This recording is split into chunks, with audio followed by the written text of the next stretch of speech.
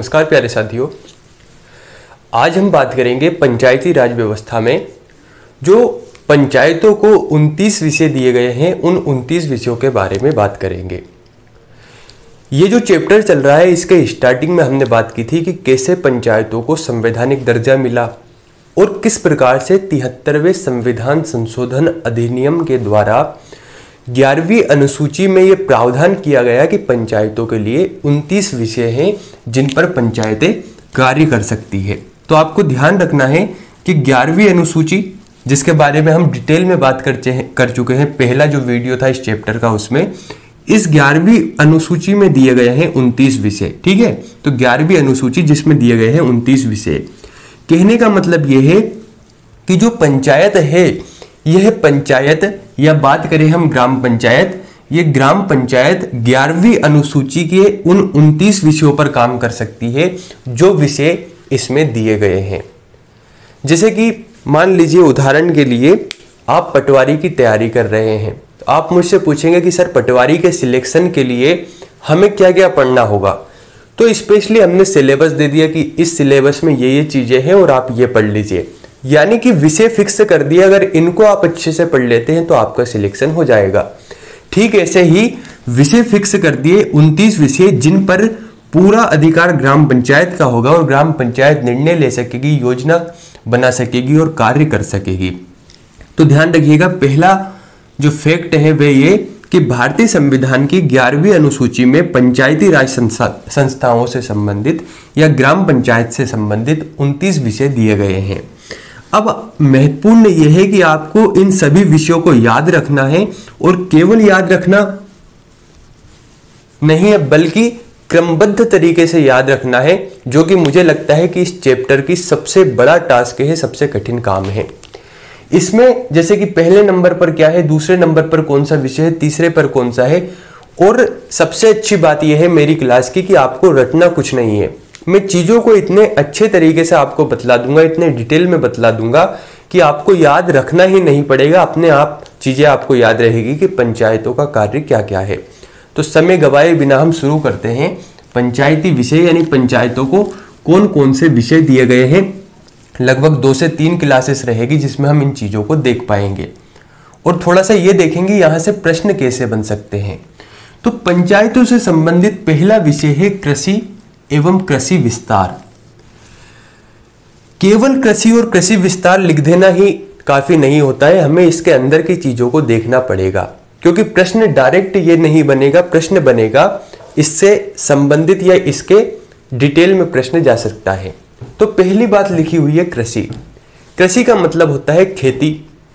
तो यहां पर कहने का मतलब यह है कि पंचायतों को कृषि से संबंधित कार्य करने होंगे, जो कि हमने पिछले वीडियो में भी देखा कि कृषि के लिए यहाँ पर बीज केंद्रों की व्यवस्था होनी चाहिए।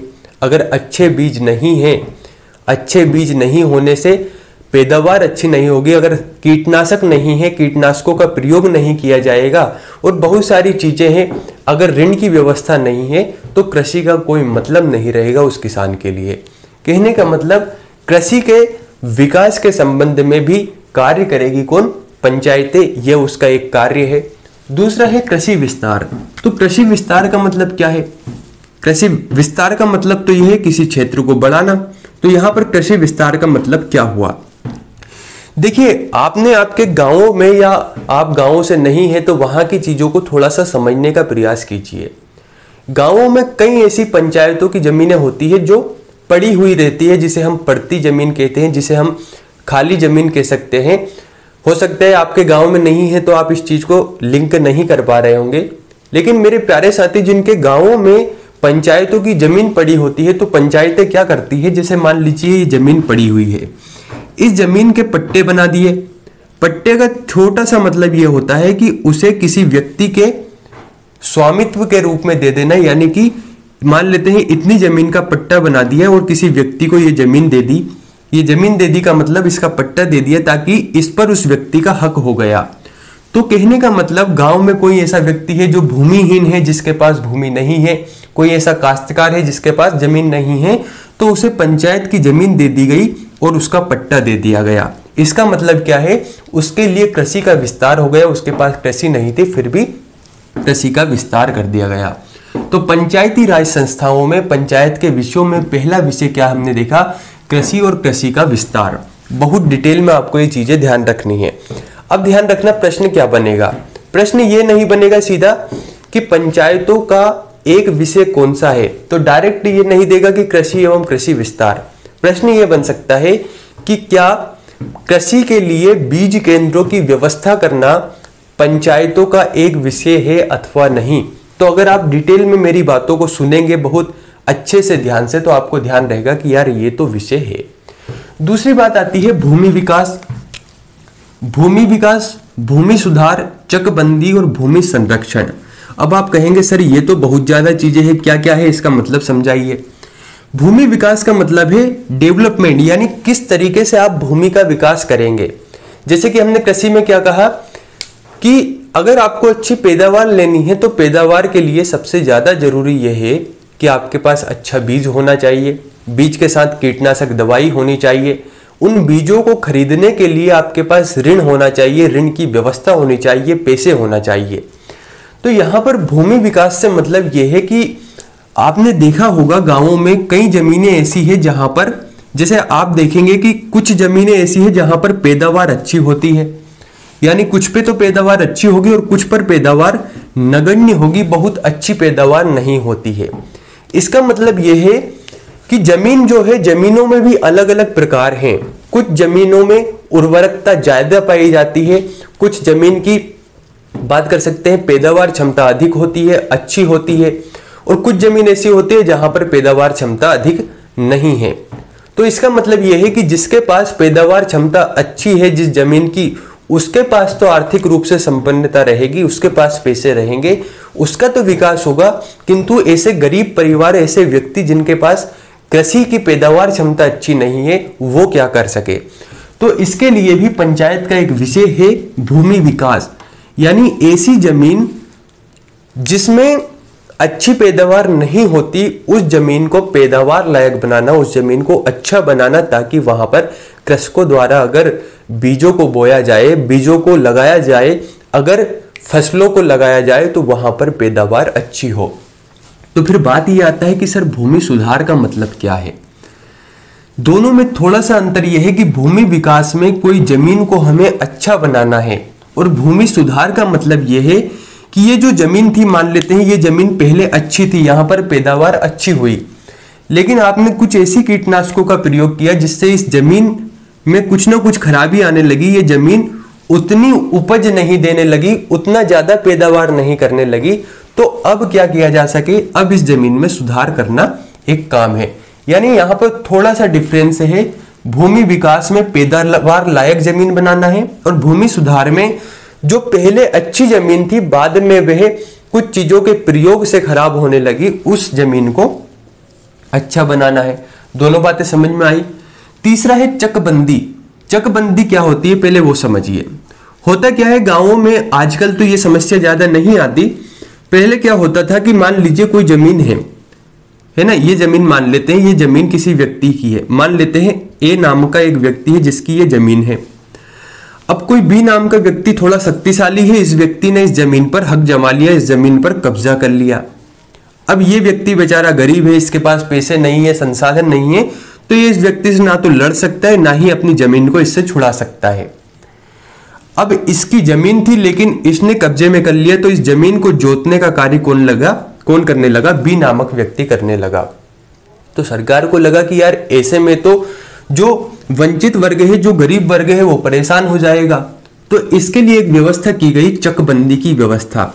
यानी इस जमीन का इस तरीके से यहां पर प्रयोग किया जाना चाहिए कि इस ए नामक व्यक्ति के पास ही जमीन रहे और दूसरा व्यक्ति इस पर अपना अधिकार नहीं जमा सके, कब्जा नहीं कर सके। इसलिए क्या किया गया, इस जमीन का अधिकार इसे दे दिया गया, इस जमीन को यहां पर चकों में बांट दिया गया, इस जमीन का प्रबंधन अच्छे से कर दिया गया, इसे ही चकबंदी कहा जाता है। अगला है भूमि संरक्षण। संरक्षण का मतलब क्या है, इस बात को समझिए। कई जगह ऐसी होती है जहां पर जमीनों में पानी भर जाने से जमीन की जो मिट्टी होती है वो मिट्टी बड़ी प्रभावित होती है। ज्यादा अगर पानी भर गया तो वहां से मिट्टी निकलने लगती है, वहां पर उस जमीन में जो उर्वरक है, उस जमीन में जो ऐसे जीव है जो कृषि के लिए फायदेमंद है, वह भी वहां से बह जाते हैं। कहने का मतलब जो कृषि भूमि है वहां से मिट्टी बहुत ज्यादा बह गई। अब मिट्टी बह जाने से, वहां से प्रवाहित हो जाने से वहां पर कृषि अच्छी नहीं होगी, खेती अच्छी नहीं होगी, तो फिर क्या किया जा सके। ऐसी स्थिति में क्या करना होता है कि भूमि का संरक्षण करना होता है। या तो आप, क्या होता है गांवों में अगर आप देखेंगे तो ये जो खेत होता है, इस खेत के आसपास, यहां पर आसपास मेड़ बना दी जाती है। इस मेड़ पर घास उगा होता है, आसपास की बात होती है, ताकि अगर इसमें पानी भरे इस खेत में तो ये जो मेड़ है ये मेड़ प्रभावित नहीं हो। समझ रहे हो आप, ये मिट्टी बह नहीं पाए। क्यों? क्योंकि ये जो मेड़ होती है, ये मेड़ इस मिट्टी को रोक लेती है। या फिर इसका एक और तरीका है, इसके आसपास छोटे छोटे या बड़े पौधे लगा दिए जाए ताकि वह मिट्टी के बहाव को रोक सके, उन उर्वरकों को रोक सके। तो हमें चारों पॉइंट ध्यान रखना है, भूमि विकास, भूमि सुधार, चकबंदी और भूमि संरक्षण। प्रश्न क्या बन सकता है उसको समझिए। प्रश्न ये नहीं पूछेगा कि क्या भूमि संरक्षण पंचायती राज का एक विषय है, नहीं। प्रश्न ये बनेगा कि क्या अगर खेतों में से मिट्टी बहती है तो उस मिट्टी के प्रबंधन का कार्य करवाना भी पंचायतों का एक विषय है या नहीं। तो आपको ध्यान रखना है ये पंचायत का एक विषय है। आगे की ओर बढ़ते हैं, अगला पॉइंट है लघु सिंचाई। लघु सिंचाई का मतलब समझिए, और दूसरा है जल प्रबंधन। लघु सिंचाई का मतलब यह है कि गांव में एक छोटा तालाब बना दिया, एक नाला कहीं से प्रवाहित हो रहा था जिसके द्वारा छोटी नहरें निकाल दी गई, यानी किसी न किसी तरीके से सिंचाई की व्यवस्था कर दी गई किसानों के लिए, उसे हम कहते हैं लघु सिंचाई। आप देखे होंगे छोटे छोटे तालाब बना दिए जाते हैं, फिर वहां से नहरों की व्यवस्था हो जाती है, पाइपलाइन की व्यवस्था हो जाती है ताकि किसानों तक सिंचाई पहुंच सके, पानी पहुंच सके, पानी की व्यवस्था हो सके, इसे हम कहते हैं लघु सिंचाई। अगला है जल प्रबंधन। अब थोड़ा सा समझने वाली बात यह है, दो चीजें हैं, एक होता है जल प्रबंधन और एक होता है पेयजल की व्यवस्था करना। पेयजल को हम इसी चैप्टर में पढ़ेंगे, आगे की ओर हम देखेंगे। इन्हीं विषय में से एक है पेयजल, जहां पर पीने के पानी की व्यवस्था करना। लेकिन जल प्रबंधन का मतलब समझिए। जल प्रबंधन में बहुत सारी चीजें आ सकती है, जैसे कि मान लीजिए तालाब का निर्माण करवाना ताकि जल का प्रबंधन अच्छे से हो सके। इसी में नलकूप भी आ सकते हैं। कहने का मतलब पेयजल में केवल पीने के पानी की व्यवस्था करवाना होता है, और जल प्रबंधन में जल के प्रबंधन की बात होती है। फिर चाहे तालाब का निर्माण हो, चाहे अगर हम बात करें जैसे कि अभी हमने यहाँ पर भूमि संरक्षण की बात की कि ये जो पानी निकल कर जा रहा है, जो मिट्टी को बहा रहा है, उसका प्रबंधन ऐसे हो कि ये मिट्टी को नहीं बहा सके। गांवों में अगर देखते हैं आप, छोटे छोटे जो क्षेत्र होते हैं वहां पर हेडपंप लगा दिए जाते हैं ताकि जलों का अच्छा प्रबंधन हो सके। छोटे छोटे तालाबों का निर्माण हो जाता है। तो ये सभी चीजें होती है जल का प्रबंधन करना। हड़प्पा सभ्यता में जब आप प्राचीन इतिहास को पढ़ते हैं तो वहां पर जल निकासी व्यवस्था आप पढ़ते हैं कि किस तरीके से वहां पर नालियों का प्रयोग हुआ, और गांव से जो जल जाता था वह उन नालियों में इस तरीके से मिलता था, और गांव के बाहर जाकर वे नालियां एक गड्ढे में खुलती थी ताकि भूमि में उन जलों का शोषण हो सके, भूमि द्वारा उस जल को सोखा जा सके और उस जल को व्यर्थ ना बहाया जा सके। ठीक इसी तरीके से ये जल प्रबंधन भी पंचायती संस्थाओं का या ग्राम पंचायत का एक विषय है। आगे की ओर हम बात करते हैं पशुपालन, डेयरी उद्योग और कुक्कुट पालन। मेरे ख्याल से इन चीजों में ज्यादा समझाने की जरूरत नहीं है। पशुपालन का मतलब आप समझते होंगे। पशुपालन में सभी चीजें आती है। पशुपालन में केवल ये नहीं कि केवल आपने गाय को पाला है तो ये पशुपालन है, नहीं। पशुपालन में आप गाय पालन कर सकते हैं, भैंस पालन कर सकते हैं, बकरी का पालन कर सकते हैं, भेड़ पालन कर सकते हैं, यानी किसी भी पशुओं को पालना पशुपालन कहलाता है। चाहे वे दुग्ध के उत्पादन के हिसाब से आप सोच रहे हो कि हमें इनसे दूध का उत्पादन करना है, चाहे आप मांस उत्पादन के हिसाब से सोच रहे हो। तो आपने देखा होगा गांवों में कई लोग अपने जीविका के लिए, अपने जीवन चलाने के लिए दूध बेचने का काम करते हैं। तो दूध बेचने का जो कार्य होता है वो होता है पशुपालन के अंतर्गत। लेकिन सर बात ये आती है कि ये पंचायती राज का एक विषय क्यों है? तो कुछ परिवार ऐसे होते हैं जो निर्धन होते हैं, जिनके पास पैसों की व्यवस्था नहीं है। अब मान लीजिए कोई व्यक्ति सोच रहा है कि यार मुझे दूध बेचकर अपने परिवार का कार्य चलाना है, अपने परिवार को जीवित रखना, अपने परिवार को सुरक्षित रखना है। अब धन की व्यवस्था कहां से हो? अगर उसने सोचा कि मुझे एक ऐसी गाय लाना है जो इतना दूध दे कि मेरा परिवार आराम से कार्य कर सके, आराम से उसका खर्च चल सके, तो क्या होता है कि ग्राम पंचायतें कुछ ऐसी व्यवस्था करती है, कुछ ऋण की व्यवस्था कर देती है ताकि वह व्यक्ति पशुओं को पाल सके, गायों को ला सके और अपना कार्य कर सके। दूसरी बात यह आती है कि सर फिर इसे ग्राम पंचायत के अंतर्गत ही क्यों रखा? ये तो जिला पंचायत में रख सकते थे। तो देखिए, मान लीजिए दो व्यक्ति है, एक अमीर व्यक्ति है, एक निर्धन व्यक्ति है। अब जिला पंचायत को कैसे पता है कि ये अमीर है, ये निर्धन है? तो ग्राम पंचायत में ग्राम के सरपंच और लोगों को पता होता है कि ये निर्धन है या नहीं। तो होता क्या है, जो निर्धन व्यक्ति है उसे सही तरीके से चीजें मिल सके, इसके लिए यहां पर ग्राम पंचायत के अंतर्गत पशुपालन को रखा गया है, ताकि अगर उसे ऋण की आवश्यकता हो, उसे पशुओं को पालने के लिए पैसों की आवश्यकता हो, पशु खरीदने के लिए पैसों की आवश्यकता हो, तो उसे वे मिल सके। अगला है डेयरी उद्योग। देखिए, दो चीजें होती है यहां पर। डेयरी उद्योग का मतलब समझिए। सबसे पहले डेयरी उद्योग का मतलब यह होता है, आपने देखा होगा कि गांव में कई व्यक्ति डेयरी खोलते हैं। डेयरी का मतलब यह है कि दूध खरीदते हैं, तो वो क्या करते हैं, गांव वालों से दूध एकत्रित करते हैं। एक जगह पर एकत्रित करने के बाद उसी दूध को दूसरी जगह पर कहीं पर बेचते हैं, विक्रय करते हैं, कहीं पर भेजते हैं। इसे हम कहते हैं डेयरी उद्योग। एक और आप पढ़ेंगे, हम आगे की ओर बात करेंगे उस उद्योग के बारे में जो कि दूध उत्पादन से संबंधित ही है, उसे हम डिटेल में समझेंगे। अभी केवल इतना समझ लीजिए, डेयरी उद्योग का मतलब यह है कि गांव के लोगों से दूध को एक व्यक्ति एकत्रित करेगा, डेयरी के रूप में एकत्रित करता है और उसे बाहर बेचता है। अगला है कुक्कुट पालन। कुक्कुट पालन का मतलब मुझे समझाने की जरूरत नहीं है, आप समझते होंगे। जो मुर्गे हैं, मुर्गियां हैं, उनके चूजे हैं, अंडे हैं, इन सभी के उत्पादन से संबंधित, मांस उत्पादन से संबंधित जो चीजें हैं, ये कुक्कुट पालन है। इसमें भी पंचायत आपकी मदद कर सकती है। अगर आप कुक्कुट पालन करना चाहते हैं तो पंचायत आपको एक धनराशि दे सकती है, ऋण की व्यवस्था कर सकती है, ताकि आपके पास चीजें पहुंच सके, आप आपकी कुक्कुट पालन के जो सपना है या आप कुक्कुट पालन करना चाहते हैं तो वो उसे कर सके।